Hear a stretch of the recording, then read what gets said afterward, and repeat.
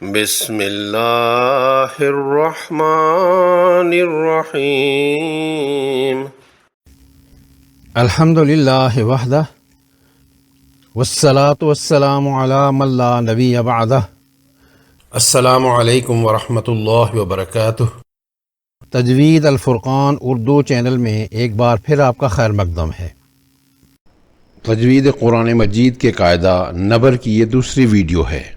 اس سبق کے مندرجات کو سمجھنے کے لیے اس قاعدہ کی پہلی ویڈیو دیکھنا اور سمجھنا نہایت ضروری ہے۔ اگر آپ نے وہ ویڈیو نہیں دیکھی تو یہ سبق پڑھنے سے پہلے پہلی ویڈیو لازمی دیکھ اور سمجھ لیں۔ اس ویڈیو کا لنک ڈسکرپشن میں موجود ہے۔ نبر کی مختصر تعریف اس طرح کی جا سکتی ہے: لفظ حروف کا مجموعہ ہوتا ہے اور جملہ الفاظ کا۔ لفظ میں سے کسی خاص حرف پر زور دینا یعنی سٹرس دے کر پڑھنا نبر کہلاتا ہے، یعنی اس خاص حرف کو اونچی آواز میں ادا کر کے نمایاں اور واضح کیا جاتا ہے۔ اس عنوان کی پچھلی ویڈیو میں کہا گیا تھا کہ تلاوت کلام مجید میں قاعدہ نبر کے مواقع آئندہ ویڈیو میں بتائے جائیں گے۔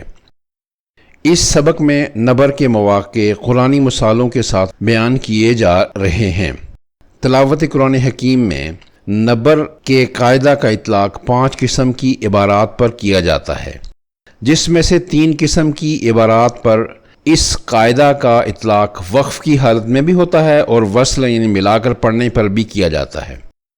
اصطلاح میں اسے وقفاً اور وصلاً قائم کہا جاتا ہے، جبکہ باقی کی 2 اقسام کی عبارات میں مختلف طریقوں کو اختیار کیا جاتا ہے، جیسے وقفاً قائم اور وصلاً ساکت، یا وصلاً قائم اور وقفاً ساکت۔ آئیے ساری اقسام کو تفصیل سے مثالوں سمیت دیکھتے ہیں۔ ایسی عبارات جن میں وقفاً اور وصلاً دونوں حالتوں میں نبر لازمی کیا جاتا ہے، ان میں سے پہلا موقع ایسی عبارات کا ہے جس میں یا مشدد یعنی یا تشدید والی ہو یا واو مشدد ہو۔ ایسی عبارات میں ان دونوں حروف یعنی یا مشدد اور واو مشدد کو نبر کے قاعدہ کے تحت ادا کرنا ہوتا ہے، یعنی باقی حروف کی نسبت ان 2 حروف کو اونچی آواز سے واضح اور زور دے کر پڑھیں گے۔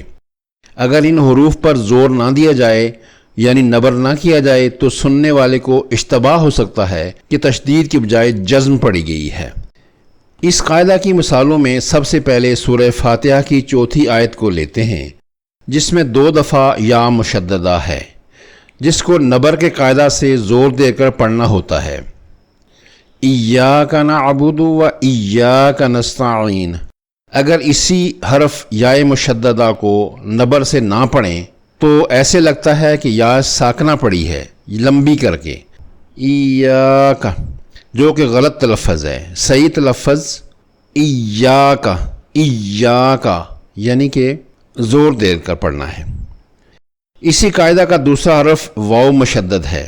اس حرف کو بھی نبر کے قاعدہ کے تحت سٹرس دے کر یعنی اونچا کر کے پڑھیں گے، زور دے کر پڑھیں گے، بقوہ، بقوہ، جبکہ بغیر نبر کے بقوۃ غلط تلفظ ہوگا۔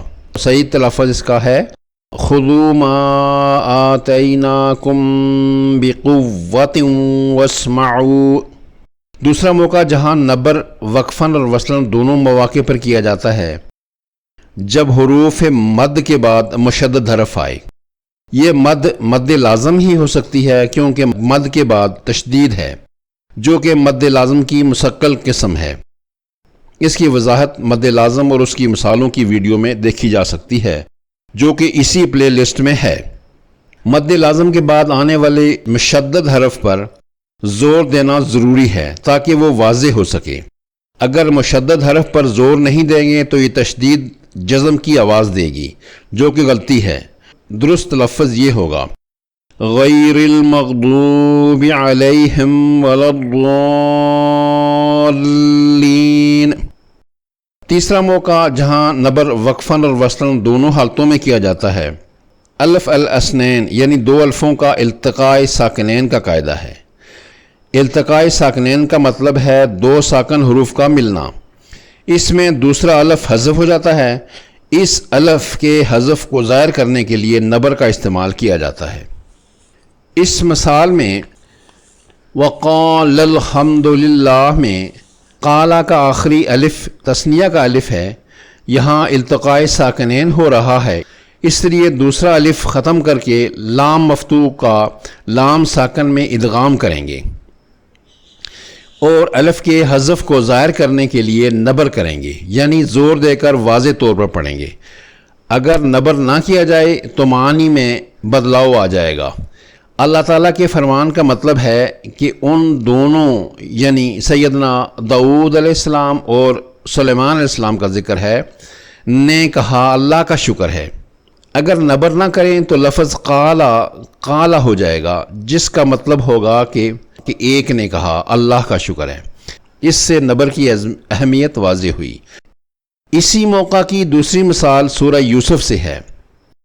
وَاسْتَبَقَ الْبَابَ مطلب ہے وہ دونوں دروازے کی طرف دوڑے۔ نبر کرنے سے درست مطلب نکلتا ہے، جبکہ نبر نہ کرنے سے مطلب نکلتا ہے کہ ایک شخص دروازے کی طرف دوڑا، تو صحیح تلفظ ہوگا وَاسْتَبَقَ الْبَابَ۔ اسی موقع کی تیسری مثال ذَاقَ الشَّجَرَةَ میں ہے۔ فرمان باری تعالیٰ کا منشا ہے کہ ان دونوں نے درخت کو چکھا۔ جد امجد سیدنا آدم علیہ السلام اور اماں حوا کا واقعہ ہے۔